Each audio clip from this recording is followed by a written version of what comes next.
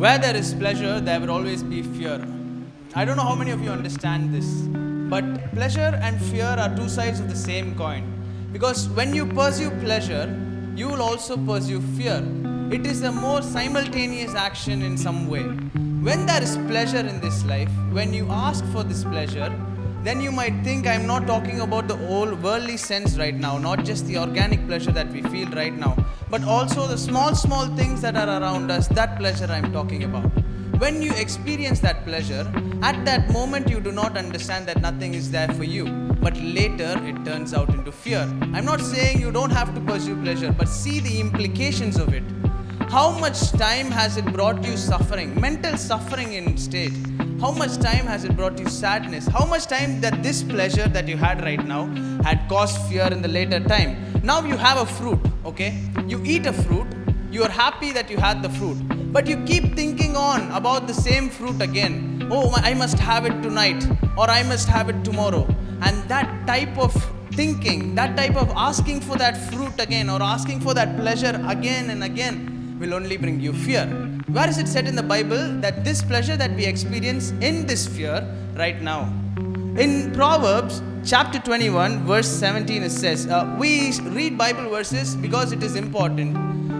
Even if you don't listen to these verses, just hear the meaning of it and try to grasp the reality of it. Proverbs chapter 21 verse 17 says, those who love pleasure become poor. Those who love wine and luxury will never be rich. This says in the New Living Translation. Those who love pleasure will become poor. Not in a poorer state of money, or not in a poorer state of between the society. A poorer state in their own mind. A poorer state, a sadness in their own mind. Because they have been experiencing momentary pleasure. A momentary pleasure that they've been experiencing is not lasting. And that is why they are in fear.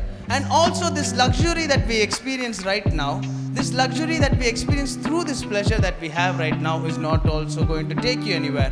Because money, happiness of this world, pleasure, organic pleasure, also pleasure of the mind, all these types of things are just for that momentary time. And after that momentary time, the Bible says that you will become poor. Not poor in a state of a money aspect, but poor in a state of an aspect of the mind.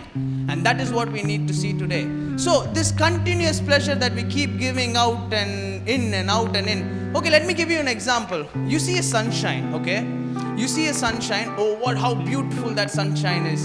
How wonderful that I'm seeing that sunshine. And after you see that sunshine, later you again experience it through your mind, through your memory, through your thought process. How can one human being keep thinking about the same thought process, about the same memories, about the same pleasures? Why does he want to keep experiencing that in the same way? That is not the right deal over here. Even if you start talking to a person, even if you start talking to a human being, you start liking each other. You start to have pleasure in that conversation. And when it is cut off, when it has stopped, then you start to have that sadness in you. Have you or have you not had that sadness in you? When I'm talking this right now, many of the peoples over here, many of us have experienced problems in our own lives, in our own attractions, in our own mindsets. How many times have we experienced that pleasure? And experiencing that pleasure only brings that fear. Later, when you think about it, oh, at that moment I had that pleasure. I cannot have it again now. That is one type of fear.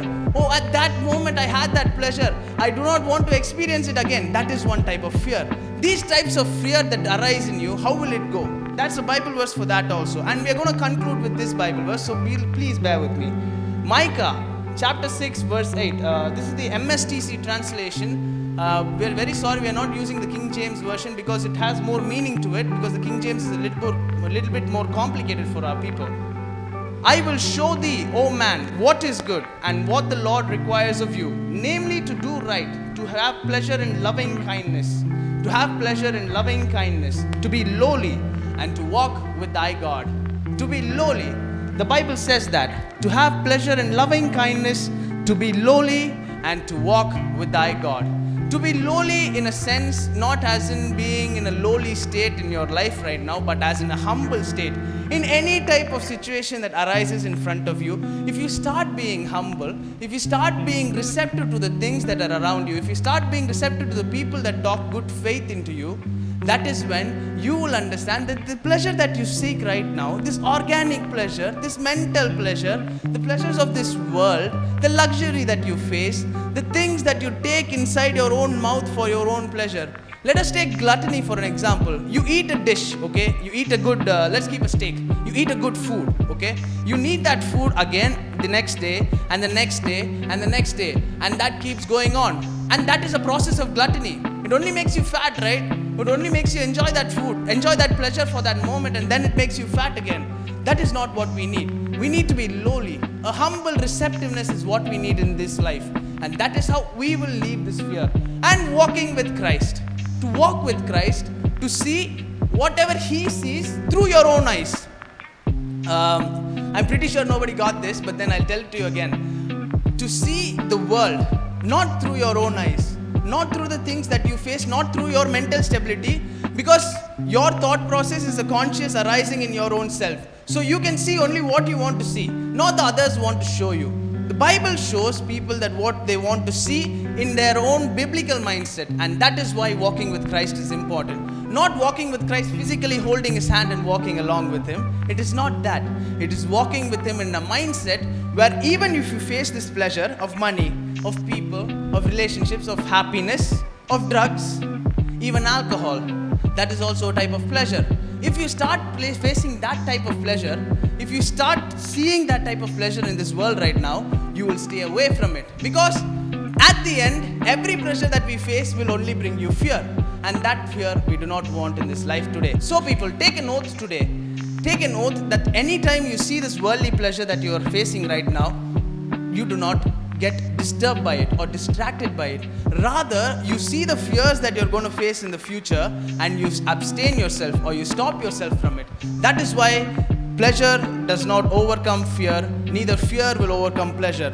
Both are the same sides of a coin. So it will not change. It is concurrent, it is simultaneous. We do not want that in our life right now. Seek the Lord. Seek the pleasures of the Lord, what He can provide us. And that is what we need today. This devotion, it's more conventional. Let's call it conventional, don't we? It's more conventional. It's more happening, I think so. And the reason we put Bible verses in this devotional is only because we're not trying to promote or propagate a person or a concept. We're only trying to give the Bible verses that Jesus provides to their own mindset for the human beings. Because we cannot see the things of the natural. We need to see the things of the supernatural. Thank you, people. Until we meet again for our next episode.